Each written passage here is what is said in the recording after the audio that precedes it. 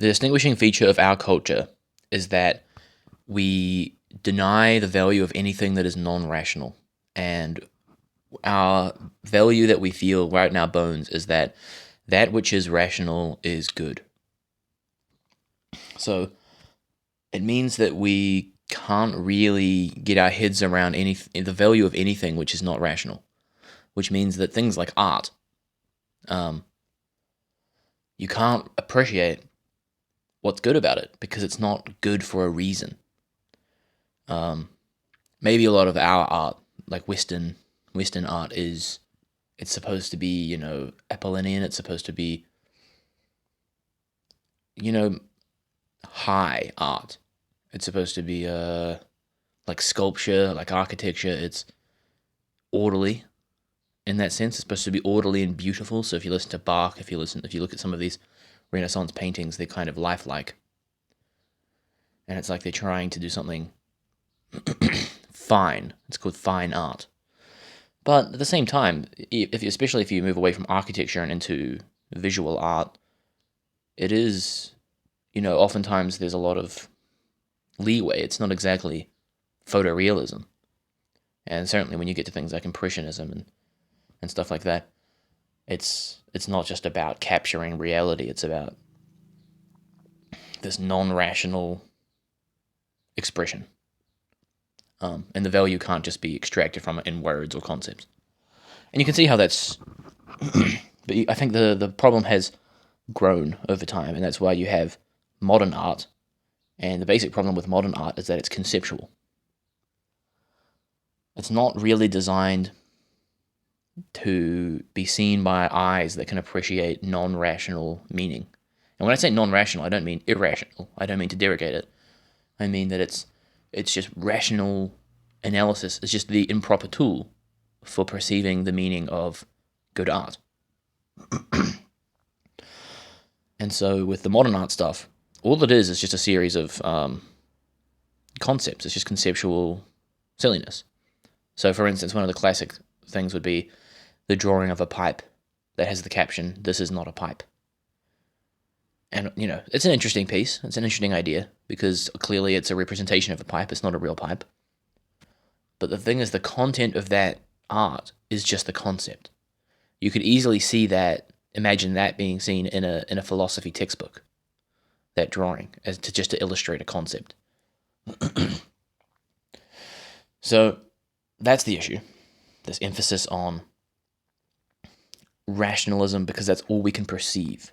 We're becoming totally one-dimensional, so that all we can perceive are things that fit into that analytic mode. And I think when it comes to something like psychoanalysis or Jungian analytical psychology, the thing that makes that different from most modern views on psychology is that what those disciplines are dealing with is the transformation of the non-rational emotions. So I think most people with their intuition now, when it comes to psychology, is they think psychology is about how to rationally respond to your emotions. So that essentially all that you're dealing with is your ego, yourself, and you're trying to organize yourself in a reasonable way so that you can deal with your raw emotion. But I think really what needs to happen is that we need to transform our emotions, and that does not take place in a cycle of rational development. It's non-rational. The stages of emotional change just can't be grasped by an analytical process. But we just don't have any, because we have such a narrow view, and that we can only understand things in this intellectual framing. The concept of emotional transformation seems unusual, or seems it's imperceivable. People just can't even notice it. So what I mean by that is that we have these instincts that we come to the world with, and the interaction of those instincts in childhood with our environment creates a certain cast of our emotions and our attitudes and values. And those things can, in fact, change. because they aren't as they were when we were born. I mean, they must be able to change because we are born prematurely. We develop outside of the uterus as essentially fetuses. And so our early childhood environment is almost like the uterine environment. It's like we're still in the uterus. We have an extended external uterus that we have to raise ourselves in. And of course, it influences our development. So the emotions can change, the values, the attitudes can change.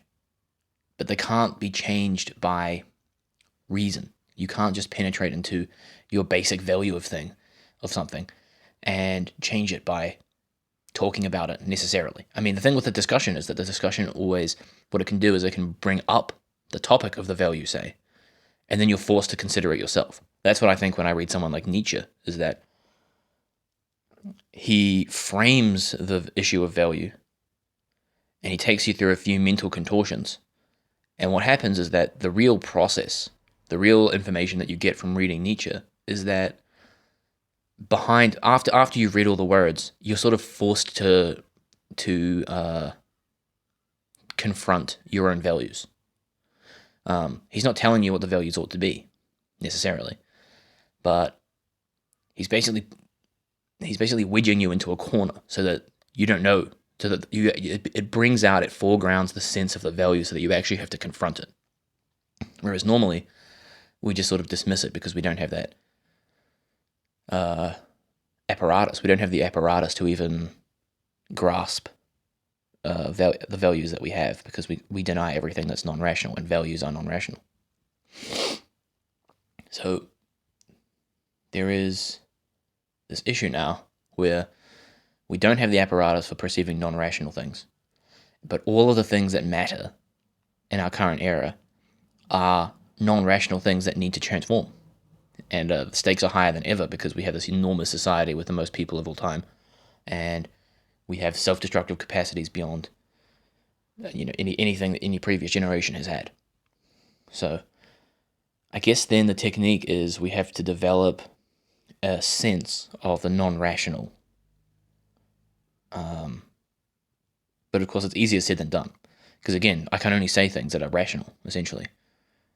If I was a highly skilled person, I might be able to force you into confronting your non-rational values and emotions just by framing it correctly, but I don't have the technique.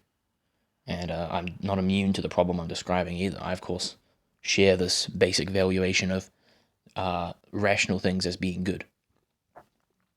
But yeah, I think so much of the conversation that I see seems to operate on this dismissal of things that are non-rational.